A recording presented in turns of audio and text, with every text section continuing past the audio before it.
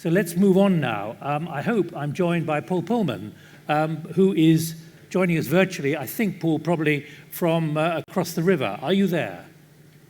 Hey, Nick, I can hear you perfectly.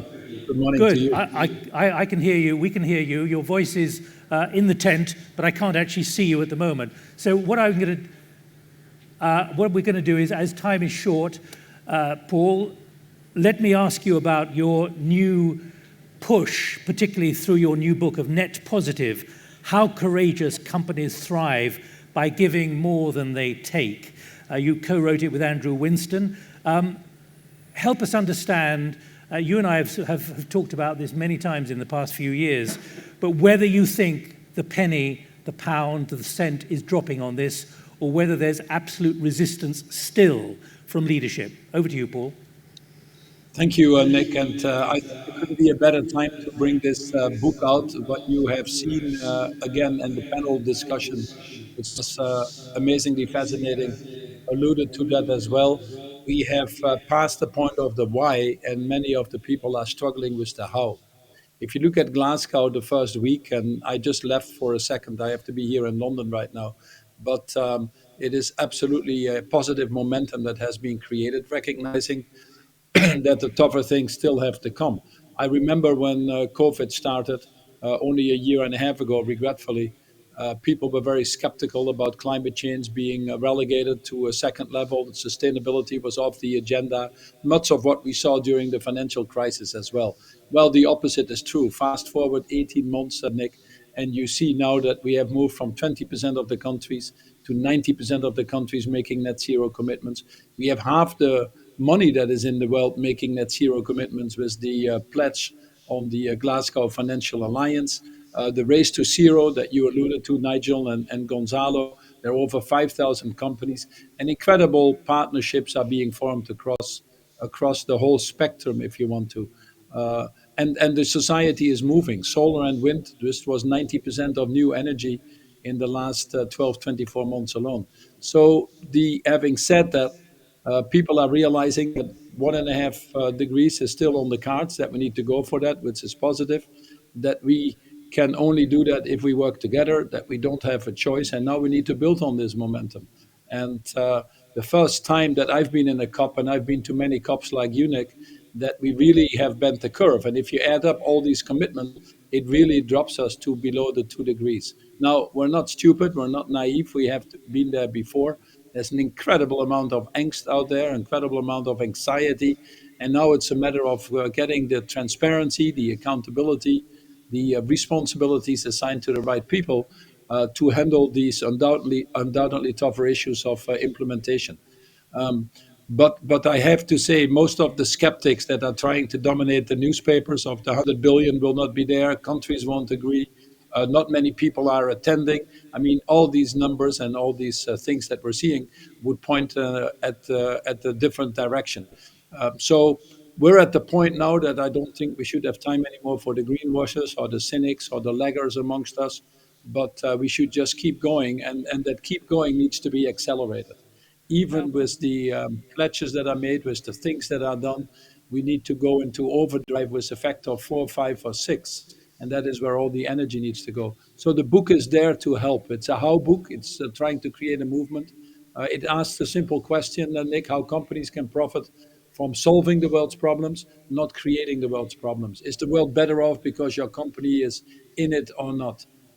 Many companies struggle indeed on how to do this. And a good example of why we say net positive is this year alone, World Overshoot Day was July 29th. That's the day we use up more resources than the world can replenish. I would argue after that date, we're actually stealing from future generations. So CSR or less bad is not good enough anymore. I used to kill 10 people, now I only kill 5 people. Am I a better murderer? And people say, okay, we'll go to sustainable, neither good nor bad. That gets to the heart of the problem of net zero. I can continue to build coal plants here or destroy forests there because I'm planting a few trees somewhere else. It honestly doesn't work. And the companies of the future understand that they need to be regenerative, restorative, reparative. And this is what we call net positive. And the book talks about as much the leadership transformations, company transformations, as the broader systems transformations that are needed. This is why it's so exciting and at the right time. Paul, can I just pick you up on one thing? Your work is called Net Positive: How Courageous Companies Thrive by Giving More Than They Take. Can I put it to you that companies are made of people? And in some ways, I'm a little surprised you've emphasized the slightly anonymous side of companies as opposed to the human beings in the C-suite and in the boards, and those who really have to change thinking. Because I asked that question given that on the first day, a lot of focus was put on the need for dramatic, energized, new forms of leadership among those who were in the room. Is that achievable?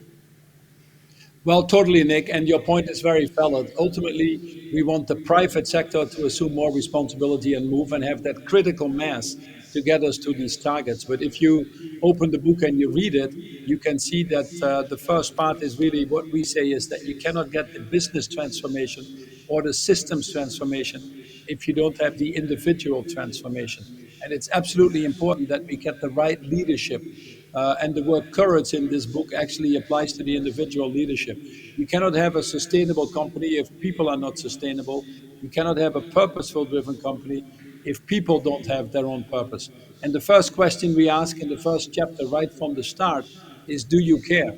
And as we talk to people about how do you go about this and how do you implement that, we actually start with the individual. Start by listening to all your stakeholders, your communities, your people, your suppliers, your trusted peers. Then you have to assume responsibility of the total impact. Too many companies still are in scope 1 and 2. They think if they can outsource their value chain, they can outsource their responsibilities. That doesn't work anymore. And then you have to do an honest appraisal once you've taken responsibility of your total impact, all consequences, intended or not, to be honest, Nick. Then you have to say, where can I make the biggest difference? And where can I work with others to solve these issues? It's very much a human transformation that is at the roots of this. You know, it takes courage now to set targets that you know are needed, not targets you can get away with. It takes courage to set the broader partnership requirements and work with others and sometimes hear the inconvenient truths.